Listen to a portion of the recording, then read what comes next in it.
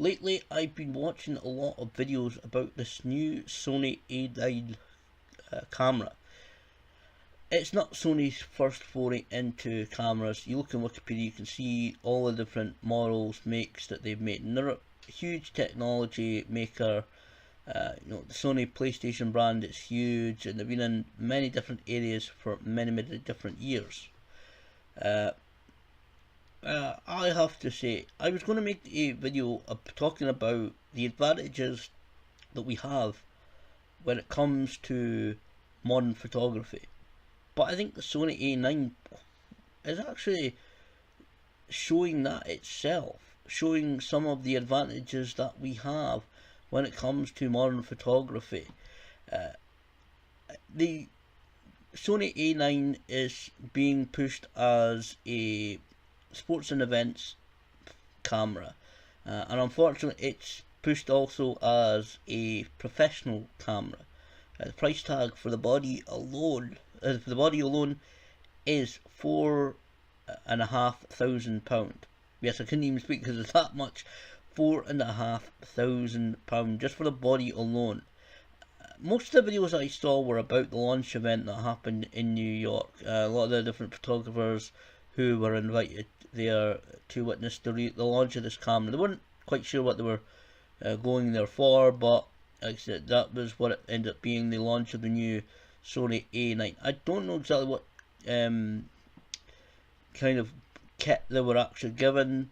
Cause I know a few of them watching the videos tried out their own lenses on the camera, which apparently weren't supposed to do. But certainly looking at the various bundles online for this camera, the one bundle I did see which would be quite good, but would take cost up to around about 6,000, would be the body, a good 20 to 70mm lens, plus one of the new highly advanced SD cards that's for the camera that takes one of the two SD card slots on the camera. Only one of them can apparently are compatible with the new. There was SanDisk that made the new memory card, but it certainly looks very impressive. This new Sony A9. A couple of few of the points of watching some of the videos from the press conference went over my head. I'm not electronically minded. I'm not got an engineer's mind. So some of the stuff about the processors, I know it can transfer data 20 times faster than previous cameras, at least previous Sony cameras. Obviously, that's a huge advantage. Being able to write the photos quicker onto the memory card is an advantage. Although there is still a buffer the buffer does fill out. I think it's something like 260 raw ones and about 340 JPEGs. I think will fill the buffer, and I think the camera can take, and you can do that actually quite quickly because apparently the camera can take 20 frames per second. If that's true, 20 photos per second, that's amazingly quick. And the top shutter speed, which is very impressive also about this camera, is 1/32,000th of a second. 1/32,000th of a second, which means if you take a photo at maximum speed, if the conditions are right, because I'm not entirely sure how you have to be in strong sunlight or well lit areas or whatever, if the conditions were right and you take a photo at the top speed of that camera, you will be taking a photo of what's happening in a single 32,000th of a second. That may seem obvious to some people, but you are freezing in that photo whatever is happening in that very 32,000th of a second, which is mind-boggling speed. Also, one of the things that very much impressed me about the camera and the potential of that camera, and even potentially what this technology means maybe for future camera technology, is the autofocus. You can have the highest speed, you can have a great memory card, you can take as many photos if you want, but if they're all blurry, if they're all dark, if they're all just look horrible, there's no point in it whatsoever. And I know there's lots of different effects you can do, but if you were to try and take photos, there's somebody standing still in front of you, and it's all just a mesh of light, a mesh of colour and skin and everything like that. There's no point to it. The focus points of the A9 really impressed me. I thought that would look quite good. 693 autofocus points on the camera. That's impressive. It covers apparently 93% of the screen. Most of the videos I saw were using the live view, and so I don't know what it's exactly like using the viewfinder. I'm not sure what the view, what you would see in the viewfinder. Pretty much probably the same as in my Canon EOS 1200D that I've got, which actually I've got some good results on. Recently, in a couple of wrestling shows that I went to, I've got to figure out the focus a little bit, because some of them were really good in focus, but sometimes when I moved the camera to different areas, the focus went out slightly, and so I'm going to have to try and get used to it, and you'll work on the focus. But if you have 693 focus points, that is quite impressive, and it looked very helpful. It looked like you could really do well with a camera like that. There were several displays, you could call it. They were showing both skating and ice hockey on an ice rink. They were showing kickboxing and boxing as well. Obviously not on the ice, although that would be hilarious. In different areas. I think they were taken to a sports arena, and they were taken into a couple of different areas. I think it was maybe even a couple of different. I think it was actually a couple. Skating was one place, and the boxing and kickboxing demonstrations were another. But in many of the videos that I saw, you were able to assign focus points to track a subject. This was shown in, I'm sure it was a video on a screen that some of them were shown, like a lot of them showed the live view, the LCD screen on the back of the camera, obviously because it would be very difficult to show you through the viewfinder, but the camera tracked a lot of the subjects, the skier coming down the hill, the skaters, the ice hockey players, and I thought it was quite hilarious that the two ice hockey players in the background, because there were four of them supposedly getting into a fight just to show off, this is another bit of action that happens in ice hockey, this is something else you may want to take photos of. The two of them in the foreground nearest the camera were kind of getting into it a little bit, not genuinely, maybe playing that, obviously acting for the cameras. This was the point where they were supposed to do the fighting, but the two behind were kind of, okay, we're supposed to fight, oh yeah, there you go, we're fighting. It was actually quite hilarious. I thought in a couple of videos that I saw of that, the two behind were really not into getting into fighting at all. They really weren't. They were just like, okay, we're fighting. It's kind of like handbags at dawn. I wouldn't even say it was dawn. It was more like mid-morning without a cup of coffee first. So the autofocus points tracked the subjects very well, and even when some of them were showing the photos back, it was like they were like you were watching video. It was like they were showing you video that they'd taken, and it wasn't. It was all individual photos put together that they'd taken. Absolutely very quick. It said 132,000 of a second, the fastest speed. That is, that's a huge thing.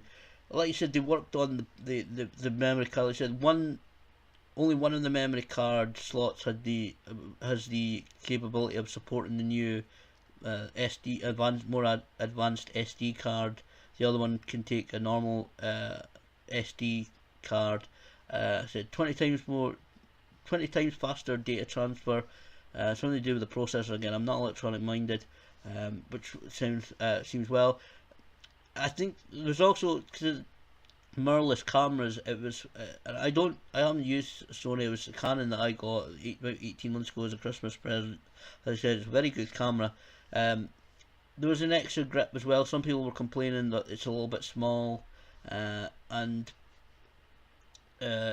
there was an extra grip there, and there was also an extra grip that you could stack batteries with. Some people were complaining a little, apparently that the batteries didn't last too long. But again, if you're using the camera at that speed, really a lot of cameras will not last too long. That's why I end up buying, I think I've got a total of 4 Canon batteries for my EOS 1200D, because I want to make sure I don't run out of battery power. It's very important when you're a photographer.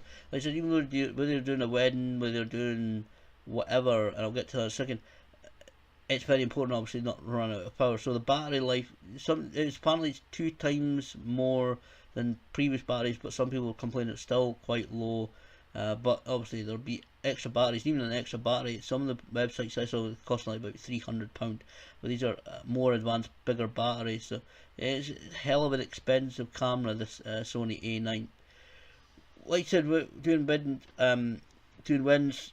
It was like watching. It was like watching TV. The mirrorless camera, so you don't have the shutter going or the mirror going up and down, which I'm used to on my DSLR. It was like watching TV, and I've always thought a bit disrespectful if you're in a church or mosque or whatever holy or sacred ground, or where you're doing, you're taking photos of a ceremony. I've never done anything like that, but I've always thought it disrespectful. If you're doing something like that, you make a lot of noise with your camera. I've always thought about, because I've been to weddings over the years and different, different ceremonies over the years that people have been taking photos, and sometimes you'll say, especially with older cameras, you can hear the camera clicking away, and I've always thought it's a bit, because you know what, obviously if it's a wedding especially, you want to hear people, you want to hear the couple make their vows, you want everybody to hear it clearly. You don't want to hear every other word, because otherwise all you can hear is the clicking of a camera. And to me, even when I got the DSLR, you can hear the camera make, you can hear the camera make, it's not too loud, but I even was a little bit hesitant, saying, oh, it's slightly louder, and I thought, when I'm taking photos at wrestling events, I hope I don't annoy people by having it clicking. Sometimes I try and have my hand around it, so it's trying to kind of muffle the sound a little bit, but I don't kind of like to make a lot of noise. It's me being a bit nervous, but especially a place like a church or whatever, you don't want to make a huge amount of noise when you're actually taking photos or anything like that. So I think the camera looks quite impressive. I think it's got great potential. The technology behind it sounds quite advanced. Like I said, it's Sony. They have been pushing from Walkmans to, like I said, PlayStations, to all the different different areas that they've created over the years. I think they've done very well, and I think not everybody's been, I think, too enamoured with the camera yet, and I don't think the UK gets it until about June. Like I said, it's way out of my price range entirely, unless somebody wants to gift me one, but it's way out of my league. But I'm hoping that this kind of technology will trickle down. This kind of technology will trickle down to the general use, to cheaper cameras. Like I said, we've seen the trickle down of technology before with digital televisions, set-top boxes, and lots of different things. I'm really more hopeful. Really, it's more of a case of me obviously not being able to afford the camera. It's more of a case of me, thinking, well, hopefully this technology will move us forward when it comes to camera technology, and we will see the drip down of this technology into slightly cheaper cameras that are more affordable for the general public. But I think the A9 certainly looks like it's got serious potential as a really good camera. I think it could be an excellent camera going forward. If I could ever afford one, obviously, maybe buy one. And people have been saying that companies maybe like Canon and Nikon maybe all been a bit behind, and maybe they've gone a bit behind now. You always get competitiveness when you got multiple companies in the same area, especially huge companies like Sony and Nikon and Canon. Maybe this will give them a push to really, make their next cameras, and really push the envelope when it comes to a lot of the technology, but I think the Sony A9, certainly from even just a technology standpoint, looks quite impressive.